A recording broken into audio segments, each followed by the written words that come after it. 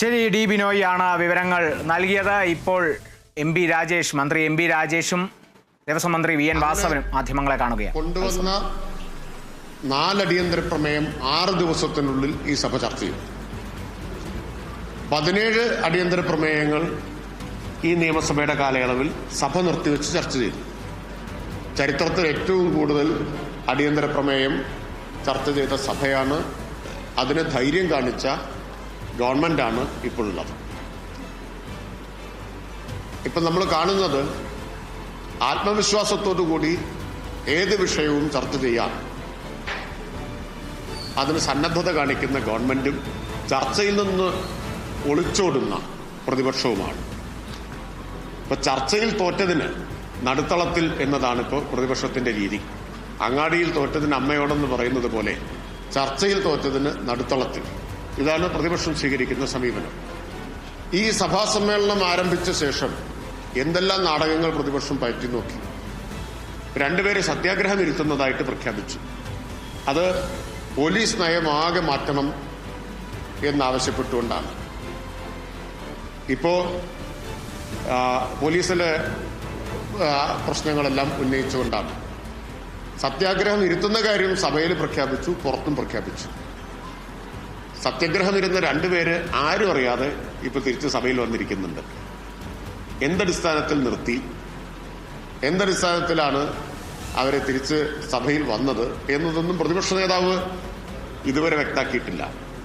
അപ്പൊ ഒരു നാടകം പൊളിയുമ്പോൾ അടുത്ത നാടകം എന്നതാണ്. സത്യാഗ്രഹ നാടകം പൊളിഞ്ഞപ്പോൾ ഇനി ഒറ്റ മാർഗമേ ഉള്ളൂ, നാടകം നടുത്തളത്തിൽ അവതരിപ്പിക്കുക എന്നതാണ്. ഇപ്പൊ ചോദ്യോത്തരവേള തടസ്സപ്പെടുത്തുക എന്നുള്ളതൊക്കെ അപൂർവങ്ങളിൽ അത്യപൂർവമാണ്, കേരള നിയമസഭയിൽ പ്രത്യേകിച്ച്. അത് നോട്ടീസ് പോലും കൊടുക്കാതെ, സാധാരണഗതിയിൽ ഒരു നോട്ടീസ് കൊടുത്ത് ചർച്ച ആവശ്യപ്പെട്ട് അതിന് തയ്യാറാവാതെ വരുമ്പോൾ തടസ്സപ്പെടുത്തുന്നത് കണ്ടിട്ടുണ്ട്. ഇവിടെ നോട്ടീസ് പോലും കൊടുത്തിട്ടില്ല. ഇത് എല്ലാ ആത്മവിശ്വാസവും നഷ്ടപ്പെട്ട, എല്ലാ തരത്തിലുമുള്ള സമനില തെറ്റിയ പ്രകടനങ്ങളാണ് ഇപ്പോൾ പ്രതിപക്ഷം നിയമസഭയിൽ നടത്തിക്കൊണ്ടിരിക്കുന്നത്. ഇന്ന് മുൻകൂട്ടി തയ്യാറാക്കിയ തിരക്കഥയാണ്. പ്രതിപക്ഷ നേതാവ് തന്നെ ഇപ്പൊ പറയുന്നത് കേട്ടു, രാഷ്ട്രീയകാര്യ സമിതി യോഗം ഉണ്ടെന്ന്. രാഷ്ട്രീയകാര്യ സമിതി യോഗത്തിൽ പങ്കെടുക്കാൻ എല്ലാവർക്കും സൗകര്യമൊരുക്കുക എന്നതുകൂടിയായിരിക്കും ഉദ്ദേശം. ഇവിടെ ഇരുന്നാൽ എന്തായാലും പ്രതിപക്ഷം തുറന്നു കാണിക്കപ്പെടും. അപ്പോൾ വേഗം തടസ്സപ്പെടുത്തി രാഷ്ട്രീയകാര്യ സമിതി യോഗത്തിൽ പങ്കെടുക്കാം എന്നതാണ് പ്രതിപക്ഷം സ്വീകരിച്ചിട്ടുള്ളൊരു സമീപനം എന്ന് തോന്നുന്നു. ഇപ്പൊ 188 ദിവസം ഈ സഭ ചേർന്നിട്ടുണ്ട്. ഇതിനു മുമ്പ് 9 ദിവസം മാത്രമാണ് അടിയന്തര പ്രമേയ നോട്ടീസ് നൽകാതിരുന്നത്. അപ്പൊ എല്ലാ ദിവസവും അടിയന്തര പ്രമേയത്തിന് നോട്ടീസ് കൊടുക്കുന്ന പ്രതിപക്ഷം ഇത്രയും പ്രധാനപ്പെട്ട വിഷയമാണ്, അവർക്ക് അത്ര ധൈര്യമുണ്ട് എങ്കിൽ എന്തേ നോട്ടീസ് കൊടുക്കാതിരുന്നത്? ഒരു സബ്മിഷൻ നോട്ടീസ് പോലും കൊടുത്തിട്ടില്ലല്ലോ. സബ്മിഷനായിട്ട് ഉന്നയിക്കാൻ സാധാരണ അടിയന്തര പ്രമേയം ഇനി അഥവാ അനുവദിച്ചില്ലെങ്കിൽ പോലും ചിലപ്പോൾ സബ്മിഷനായിട്ടൊക്കെ ഉന്നയിക്കാൻ ചെയർ അനുവാദം കൊടുത്ത ചരിത്രമുണ്ട്.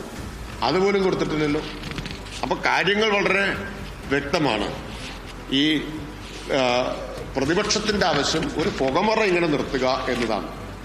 എങ്ങാനും ചർച്ച ചെയ്താൽ പിന്നെ ഈ ആയുധം അതോടെ അവസാനിച്ചല്ലോ. അപ്പൊ ഈ പുകമറ നിലനിർത്താൻ വേണ്ടിയിട്ടാണ് പ്രതിപക്ഷം ശ്രമിച്ചിട്ടുള്ളത്.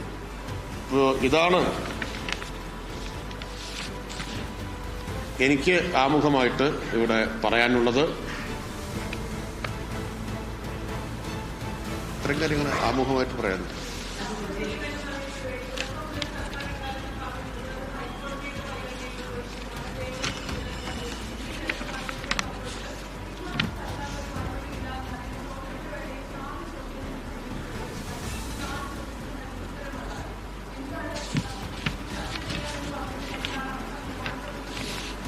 നോട്ടീസ് കൊടുക്കാതെ സർക്കാർ സന്നദ്ധമാവില്ല എന്ന് പറയുന്നതിന് എന്താണ് അർത്ഥം?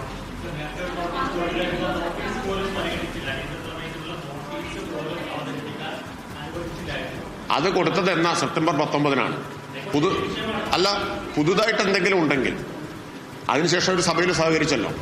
അല്ല, ഞാൻ പറയുന്നത് സെപ്റ്റംബർ 19-ന് നോട്ടീസ് കൊടുത്തു. അന്ന് അത് ചെയർ തള്ളി, സ്പീക്കർ അത് തള്ളി. അതിനുശേഷം സഭ നടന്നില്ലേ? സഭയിൽ സഹകരിച്ചല്ലോ. ഇനി പുതിയ സാഹചര്യം ഉണ്ട് എന്നാണെങ്കിൽ പുതുതായിട്ട് നോട്ടീസ് കൊടുക്കില്ലേ സാധാരണ രീതിയിൽ ചെയ്യാം? അല്ല, അന്ന് തള്ളിയതിൽ അവർക്ക് പ്രതിഷേധം ഉണ്ടെങ്കിൽ തുടർച്ചയായിട്ട് പിന്നെ സഭ സ്തംഭിപ്പിക്കുമായിരുന്നു. പിന്നീട് പ്രതിഷേധിക്കുമായിരുന്നു. സ്തംഭിപ്പിച്ചില്ലെങ്കിലും തുടർച്ചയായി പ്രതിഷേധിക്കുമായിരുന്നു. അത് കഴിഞ്ഞ് പിന്നെ സാധാരണഗതിയിൽ സഭാ നടപടിക്രമങ്ങൾ നടന്നു. ഇന്ന് പുതുതായിട്ട് അവർക്ക് എന്തെങ്കിലും പറയാനുണ്ടെങ്കിൽ പുതിയ നോട്ടീസ് കൊടുക്കില്ല ചെയ്യുക. ഞാൻ ചോദിക്കുന്നത് നോട്ടീസ് കൊടുക്കുന്നതിന് ചെലവ് വല്ലതുണ്ടോ? ഇതിനു മുമ്പ് ഇതുപോലുള്ള വിഷയങ്ങൾ പല നിലയിൽ പ്രതിപക്ഷം വീണ്ടും കൊണ്ടുവന്നിട്ടുണ്ടല്ലോ. അല്ല, നോട്ടീസിൽ അല്പം ഭേദഗതി വരുത്തി കൊണ്ടുവരാവുന്നതേ ഉള്ളല്ലോ.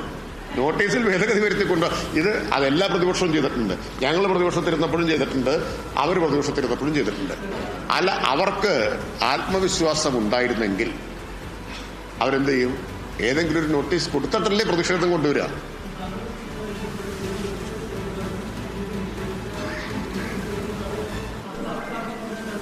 ഒരിക്കൽ തള്ളിയ വിഷയം പിന്നെ എങ്ങനെയാണ് നോട്ടീസ് കൊടുക്കുക എന്നറിയാതിരിക്കാൻ മാത്രമുള്ള പാർലമെന്ററി അനുഭവം ഇല്ലാത്തവരൊന്നല്ല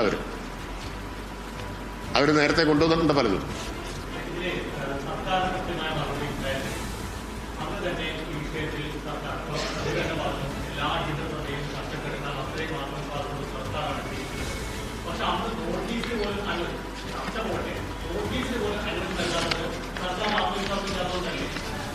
സർക്കാരിന് ഒരാത്മവിശ്വാസക്കുറവുമില്ല. എന്തുകൊണ്ടാണ്?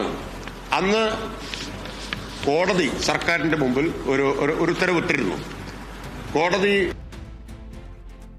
ബഹുമാനപ്പെട്ട മന്ത്രി ആ കാര്യങ്ങളെല്ലാം പറയും. അത് ഒരു റിപ്പോർട്ട് അല്ലേ? അത് ബഹുമാനപ്പെട്ട സർക്കാരിനോട് ആവശ്യപ്പെട്ട സമയത്ത് നിയമസഭയിൽ ചർച്ച ചെയ്യുന്നത്